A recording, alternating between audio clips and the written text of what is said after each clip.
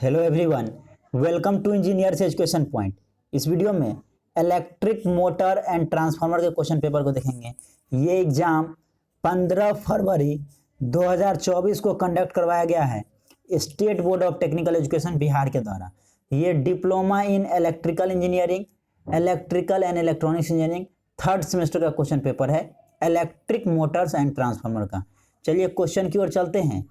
पहला क्वेश्चन है the field winding mounted in a DC machine eight.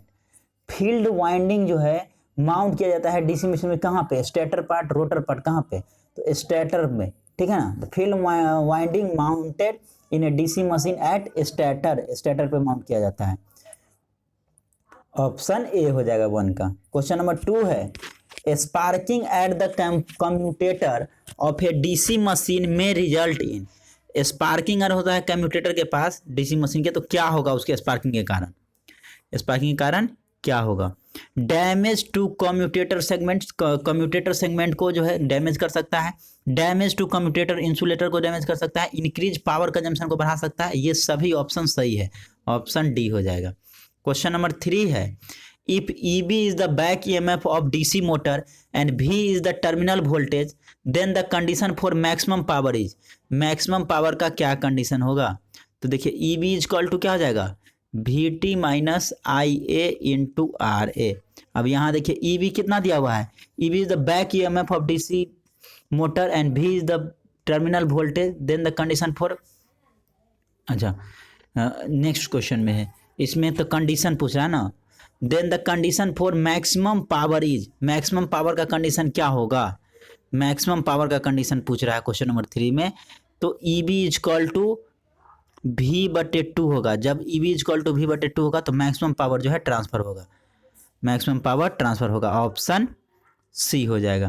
Question number 4 the current drawn by a 120 volt DC motor with back EMF 110 volt, back EMF EB दिया हुआ है। EB is equal to VT minus IA into RA होता है। Back EMF कितना दिया हुआ है? 110 volt दिया है, is equal to an armature resistance दिया हुआ है 0.4 ओम।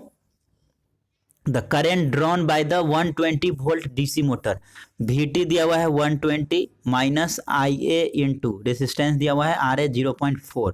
यहाँ से कैलकुलेट कर दीजिए तो IA into 0.4 is equal to कितना आ जाएगा?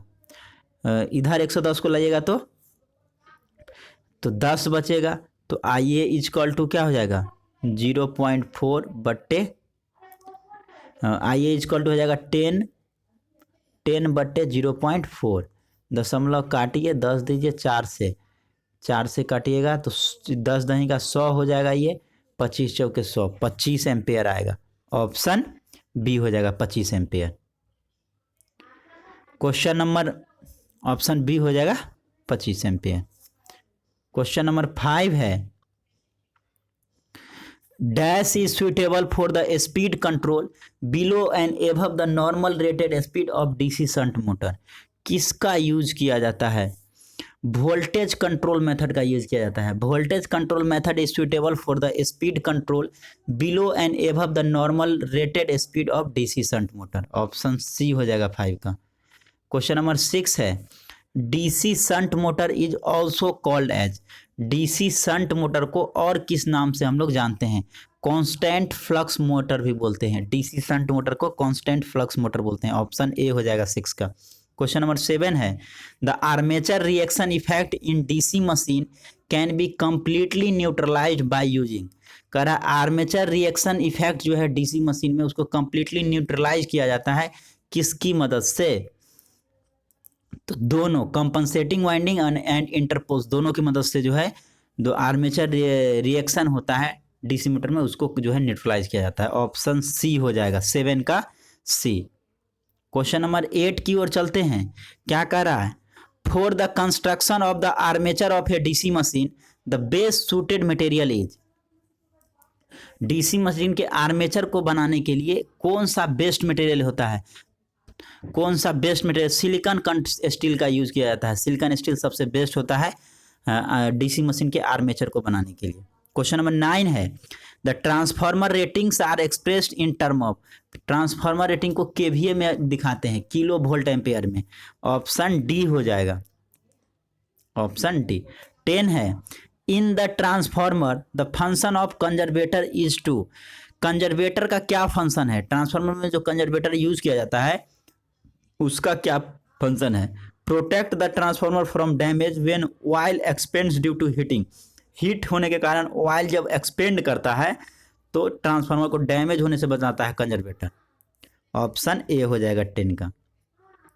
क्वेश्चन नंबर 11 है, the efficiency of a transformer is maximum under, efficiency maximum कब होता है? जब आयरन लॉस और कॉपर लॉस जो है दोनों इक्वल होता है, बराबर होता है, तो इफिशियंसी जो है ट्रांसफार्मर का मैक्सिमम होता है। 11 का डी हो जाएगा। क्वेश्चन नंबर 12 है, the purpose of A breather in a transformer is, transformer में जो ब्रीदर यूज किया जाता है उसका क्या पर्पस है, क्या उद्देश्य है, ये पूछ रहा है आपसे। Absorb moisture of air during breathing, breathing के दौरान जो मॉइस्चर होता है एयर में उसको एब्जॉर्ब करने का काम करता है। ऑप्शन सी हो जाएगा। 13 है, dash determine the iron loss of the transformer, iron loss कैसे हम लोग डिटरमिन करते हैं ट्रांसफार्मर में?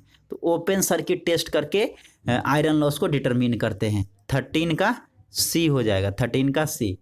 14 है, इन a 3 phase transformer the angle between 2 consecutive core is, 3 phase transformer में कह रहा है 2 कॉन्सिक्यूटिव कोर के बीच में कितना एंगल होता है? तो 120 डिग्री का एंगल होता है।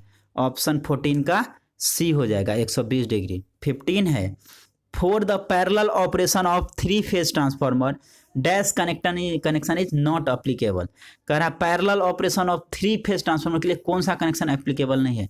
तो नन ऑफ दीज हो जाएगा, इसमें से कोई भी नहीं होगा। ऑप्शन डी हो जाएगा।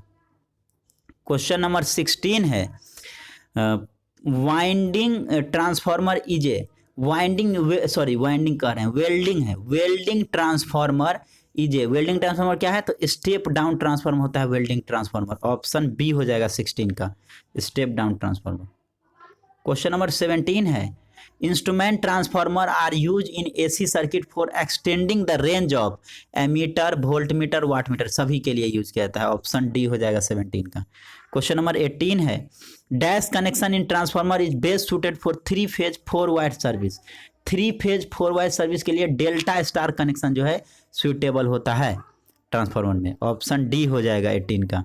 क्वेश्चन नंबर 19 है, a delta connected 3 phase transformer can be connected in parallel with, parallel में कनेक्ट किया किसके साथ? तो डेल्टा के साथ कनेक्ट किया जाता है। ऑप्शन बी हो जाएगा।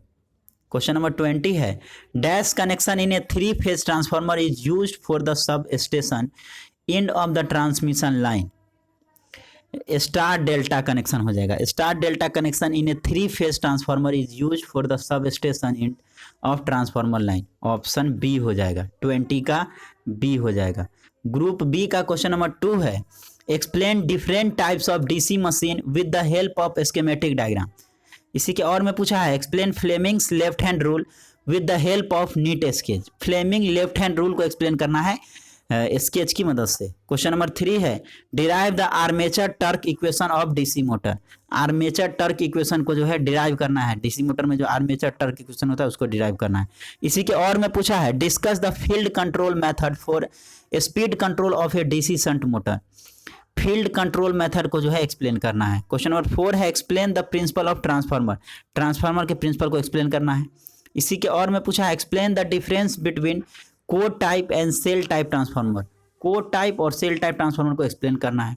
क्वेश्चन नंबर 5 है, explain the advantages and disadvantages of auto transformer, auto transformer का क्या एडवांटेज है और क्या डिसएडवांटेज है, इसको एक्सप्लेन करना है। इसी के और में पूछा है, develop a phasor diagram of a single phase transformer under lagging power factor load.